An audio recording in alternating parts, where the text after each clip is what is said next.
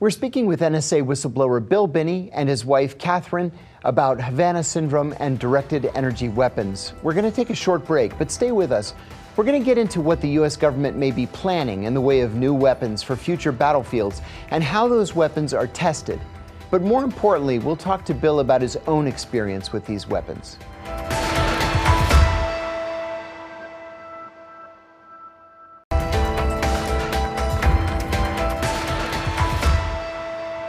Welcome back to The Whistleblowers. I'm John Kiriakou.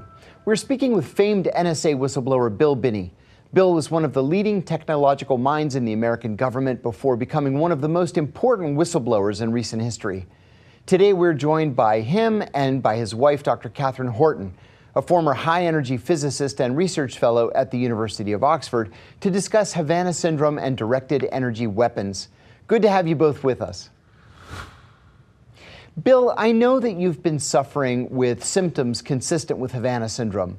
We're told studies conducted by different governmental entities found the initial phase is a result of a sonic disturbance. And 15% of people who show Havana syndrome symptoms also show a disruption in brain activity and eventually traumatic brain injury.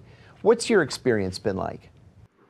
Well, mine I don't think is Havana syndrome type. It's like implants, because I've got and I'm being treated for pain for it. And the physician has never seen anything like this. But it's like 4 points on each of my legs, in a parallel position on both legs, and the pain sometimes just alternates back and forth between those 4 points. I mean, it's a point pain. I can put a finger on it on each of the 8 points, 4 on each leg. And that's where the pain's coming from. And then we have an x-ray that shows something embedded there. There's something there. I've been trying to get somebody to take it out, but I think they're all afraid to take it out because it might imply the government's doing something very, very sadistic. Yeah, we should also say that the pain that Bill experiences is so extreme. He has to go to a special pain clinic where he's prescribed particularly strong and tightly regulated pain medication. Yeah. And that's usually not even enough to block out the pain if the torture starts. And we call it torture because it would start exactly on the hour, for example, or exactly when Bill wants to go to sleep. And they would torture him throughout the night. And that's usually the pattern. So incredibly unnatural sort of medical issues. Have you been in touch with current or former government officials about this situation? What I'm curious about is what kind of response you get. Many people want to just brush off these symptoms as psychosomatic, but they're documentable. What are others in a position either to know or to have an educated opinion telling you? They're not. Yeah. They're just not getting involved.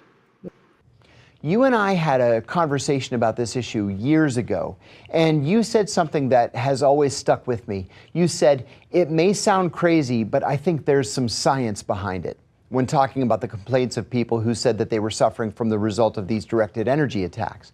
Can you tell us what you meant by that? Can you explain what the science is? Our experience is that they can follow people wherever they are. We trace these, even going to Europe, we trace the signals that were here in different states hitting us, also went with us over there. So, they follow you wherever you go. I have one final question that I think many of us formerly in the intelligence community would have. A lot of people who have worked in government, and especially in the post-1975 intelligence community, have trouble concluding that the government would experiment on innocent, unwitting civilians. We know that the CIA certainly did this for many, many years, from the early 1950s until 1975 and the advent of the Church Committee. But deep down, do you think this is a government program? Do you think the Pentagon or perhaps the CIA or NSA are doing this? I think you just named the three that were primarily responsible in my view. FBI also. FBI, yeah, sorry. Say that the last year since I've come to the US has been extremely hard because as soon as Bill and I started working together, the attacks against us have basically just exploded in intensity. I think that's fair to say. Yeah, they started after we tried to start to get first the evidence of these chips and so on and implants. then the torture and the pain was raised with me certainly, and I know with my wife certainly. She's been suffering every day with this kind of thing, and it's been going on day after day, and it's really been debilitating to a very extreme degree. I mean, it causes sleep deprivation, and when that happens, you have difficulty even functioning very well. So this has been pretty tough for us the last year.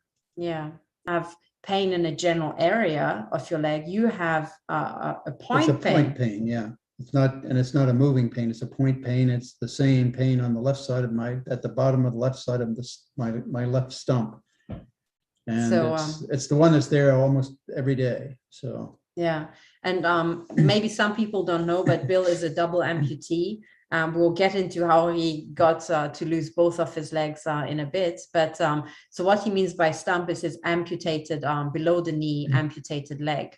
Carefully, one of the smoking gun pieces of evidence is that the pain on usually starts exactly the moment you decide to go to sleep, right? or very shortly thereafter, yeah. Yeah. I'm sitting here listening to all these impacts in the house that I've never heard before. So, I mean, this house has been, I've lived here for 33 years and not heard these kinds of impacts.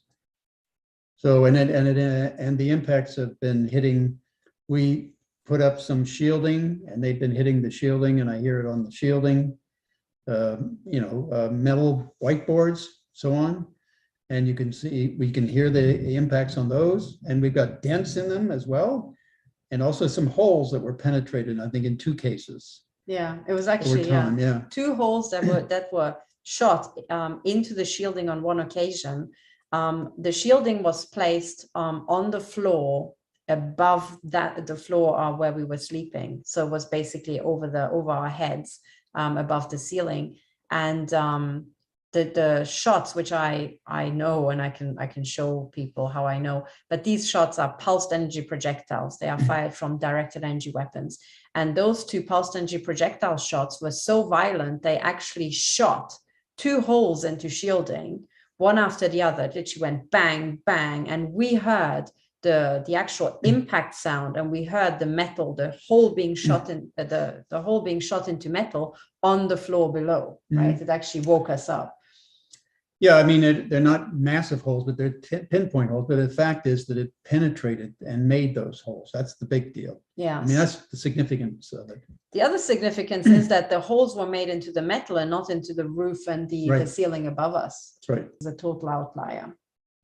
However, in reverse, not counting some of the other things that have been going on, like accidents in automobiles that are mine, that are being driven by my sons.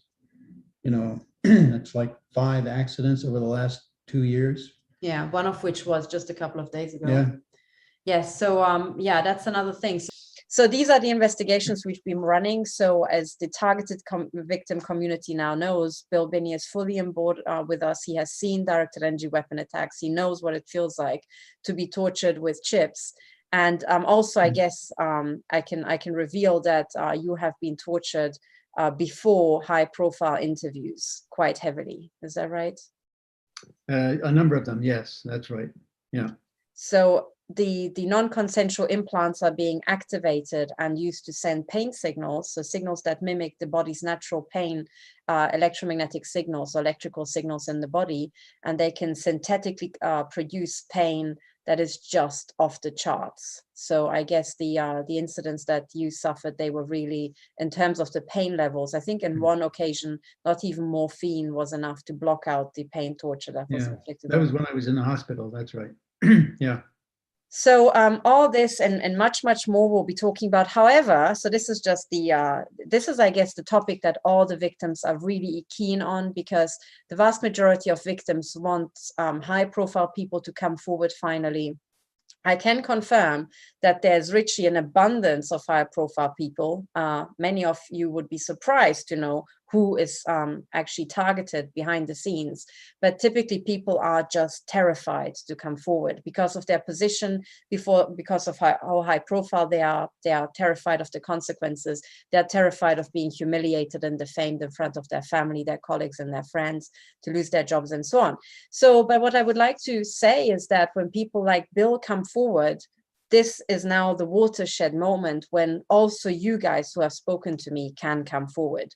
It's basically now or never, okay? But first and foremost, it is really the non-stop torture and the non-stop directed energy weapon attacks to our home. I mean, to put it into context, the intelligence agencies are in the habit of shooting a metal mirror on my dresser in our bedroom so that every night there's a loud bang, you know, something literally sounds like somebody shot the metal mirror, and they just amuse themselves doing that once per night. But of course, the implication is at any point, Actually, more than once. sometimes more than Yeah, once. It's usually once or twice, you know. Yeah. I think they think if we haven't heard it, they do it again to make sure we hear it. But really what this is, it is a non-stop death threat, like a daily death threat saying, well, you know, imagine this shot hits you in the head or in the heart. That's a heart attack or you know, what something could look like a stroke or an aneurysm. So in other words, we have daily death threats, basically, in addition to hardcore torture. So this is why we've been absent from YouTube, but we'll make an effort to come back. But these people know exactly when to start following us when we're leaving the house, because they're using indoor surveillance, which can be done with through-the-wall radar from a drone, but it can also done with illegal audio surveillance of the house. In the United States, they're silencing any kind of opposition to COVID-19 regulations or anything that's going against the government's view on anything. And they're silencing anybody who's coming up with things like, for example, my wife and I are being radiated by electronic warfare and military line of sight, high frequency, very high frequency signals here. And why are they doing that to us? It's like the Cuban embassy. We're in the Cuban embassy of the US. So, you know, this is what governments are doing. They don't want the public to know what they're doing. They want to control the public. Well, you know, I always go back to Reagan, quote by President Reagan, we are a government, a country with a government. Well, now, as I've been saying for the last 20 years, we're now a government with a country.